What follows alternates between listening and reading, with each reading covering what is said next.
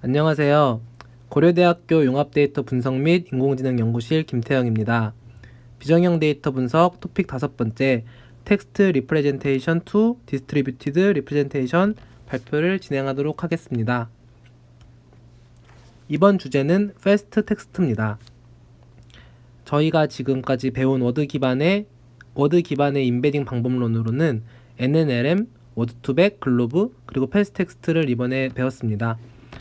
그 중에서 패스트 텍스트는 가장 마지막에 그 앞에 나온 상대적 연구들보다 마지막에 나온 연구로 2016년에 발표가 되었고요. 이 패스트 텍스트의 모티브는 이제 각 단어에 대해서 인베딩을 할 때 부분 단어들의 그 벡터들의 합으로 표현하자는 겁니다.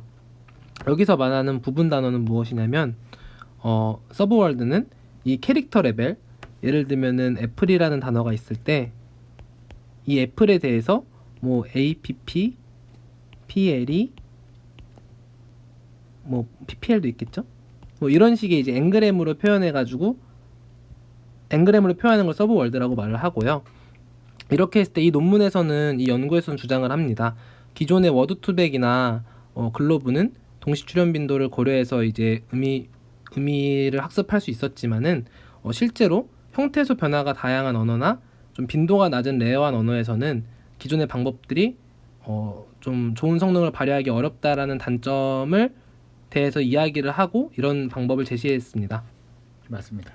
네, 이거에 대한 예시를 말씀드리겠습니다. 네. 네, 지금 이제 애플이라는 단어가 있고 지금 애플에 대해서 앞에서 말한 앵그램 방법을 했을 때 이제 n이 3인 트라이그램에 대해서 예시를 한번 들어보겠습니다. 그러면 지금 이제 시작과 끝을 의미하는 문자가 필요해서 그 문자를 이제 이렇게 괄호로 보고요. 이 옆에 이 두 번째 줄의 예시를 보시면은 애플이라는 단어를 표현하기 위해서는 AP, APP 이런 식으로 이제 지금 5개 이제 단어라고 보겠습니다. 단어들이 생성이 됐고, 근데 여기에서 전체 토큰에 대한 애플이라는 이제 스페셜 토큰을 만들어서 이 각 토큰들의 벡터를 인베딩하고 그거에 대한 합으로 애플을 표현하게 됩니다. 그렇죠. 뭐 합이나 평균으로 표현을 하죠. 네.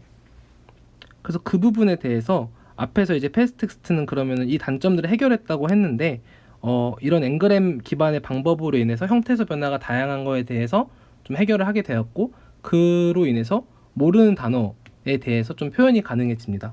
실제로 코퍼스에 존재하지 않는 단어에 대해서도 앵그램 기반으로 좀 유사하게끔 나오는 단어들에 대해서 어느 정도의 좀 정확도를 가질 수 있게 되는 네, 그런 인베딩 방법이고요. 그런 의미에서 굉장히 어떤 오타라던가 노이즈에 대해서 럽스트할 수 있겠네요. 아, 네. 네. 그래서 말씀하신 것처럼 단어 집합 내 이제 빈도수가 적었던 단어, 너무 만약에 예를 들면 애플이라는 단어가 되게 많이 등장했는데 네. 뭐 예를 들면은 뭐 그냥 뭐 앱이라는 단어가 있는데 앱이라는 단어가 굉장히 조금밖에 안 나왔습니다.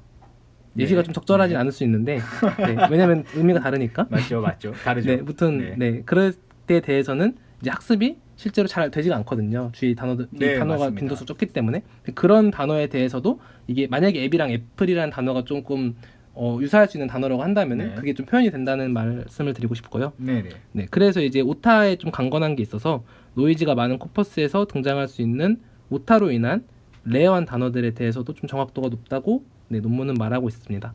그래서 이 부분에 대해서 조금 오늘 디스커션을 하고 싶었던 부분은 이 패스트 텍스트가 이 앞에서 말씀드린 것처럼 형태소 변화에 좀 강건한 인베딩 방법으로 나왔는데 네. 그렇다면 우리가 다운스트림 태스크 중에서 예를 들면은 텍스트를 클래시피케이션 하는 문제에서 네. 이 패스트 텍스트를 쓴다고 하면은 이 형태소 변화를 좀 더 캐치해서 분류할 수 있는 어떤 그런 인베딩 방법이 되지 않겠습니까? 네. 예. 근데 이제 이 논문 2016년에 나왔는데 제가 알기로 이제 2015년에 이제 나온 논문으로 여기서 이 캐릭터 레벨에 대해서 CNN을 해가지고, 그러니까 윤킴의 이제 텍스트 CNN 이후에 이제 논문이 나왔는데 네, 캐릭터 레벨에 이제 CNN을 바탕으로 클래시피케이션 했더니 네. 여기서 뭐 좀 이렇게 뭐 많은 데이터 볼륨이 좀 크거나 좀 이런 부분에 대해서 좀 성능이 좋았다라는 네. 얘기가 있었거든요. 예. 그렇다고 한다면은 지금 제가 생각이 들기에는 예.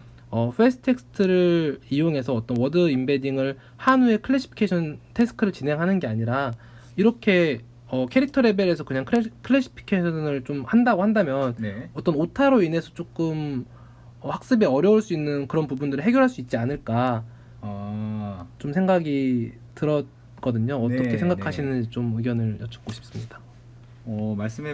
주신 부분을 요약을 하자면은 뭐 이런 뭐 그러니까 만약에 여기서 이의가 없다라고 했을 때 이런 부분에 대해서 이제 패스트 텍스트가 강건한 부분인데 얘는 마찬가지로 이런 식으로 뭐 A부터 이제 뭐 Z까지 이제 이런 캐릭터를 가지고 그러니까 이렇게 썸 텍스트가 있을 때 얘를 퀀티제이션인가요? 아무튼 양자화. 예. 양자화 해가지고 이런 식으로 변형을 한 다음에 CNN을 한 다음에 이제 이렇게 클래시피케이션을 한다. 네. 라고 봤을 때 어떻게 보면 패스트 텍스트가 지적을 하고 있는 부분 뭐 모르는 단어 아니면 뭐 빈도수가 적었던 단어 노이즈 사실 이런 거는 이런 캐릭터하고는 관계가 없기 때문에 그러니까 뭐 이런 부분을 네, 사실 예 목적이 좀 다른 네, 연구긴 충분히 하지만 네. 캐릭터 CNN이 커버할 수 있는 것 같아요. 왜냐면 네. 캐릭터 단위로 보면 모르는 단어라든가 이런 노이즈에 대해서 커버할 수 있기 때문에 그리고 근데 한 가지 의문이 들었던 거는 얘를 이제 왜 쓰지 않을까라고 봤을 지금도 이제 왜 쓰지 않을까라고 봤을 때 얘는 어떻게 보면 여기서 이제 클래시피케이션 문제라고 풀기는 했는데 뭐 얘를 다른 태스크로 바꾸면은 뭐 할 수는 있겠죠. 근데 지금 나오고 있는 뭐 버트라든가 이제 뭐 알버트나 등등등으로 봤을 때 랭귀지 모델이 갖고 있는 어떤 그런 특징을 대체를 할 수 없기 때문에 네. 얘를 아직 안 쓰고 있는 것이 아닌가. 뭐 예를 들면은 뭐 시퀀스 스틱 투 스틱이 가능하다던가 아니면 지금 봤을 때는 어떤 텍스트가 들어왔을 때 얘에서 피처를 뽑아내서 풀링을 하고 그다음에 풀리 커넥티드에 연결시키는 그러니까 이런 어떻게 보면 단순한 네네. 작업인 것 같아서 좀 네. 네, 그런 무거운 작업이 안 되지 않을까. 제가 이 페이퍼를 보지 못해서 네, 그렇지 저도 않을까 싶습니다. 좀 제가 좀 PPT를 좀 더 많이 추가하거나 설명을 드리는 부분이 필요했는데 네. 그래도 좀 답변을 해주셔서 감사하고요. 그래도 말씀하신 것처럼 어떤 이 향후에 지금 발전된 모델들에서는 사용하지 않는 부분이 있다고 한다면 그거에 대한 어떤 문제점을 갖고 있는지를 확인해 봐야 될 것 같고 사실 제가 이 두 개의 차이점에 대해 질문을 드렸지만은 좀 다른 이제 영역에 있다고 생각이 들어서 네, 그런 부분에 대해서 좀 말씀해 주셔서 감사했습니다. 네.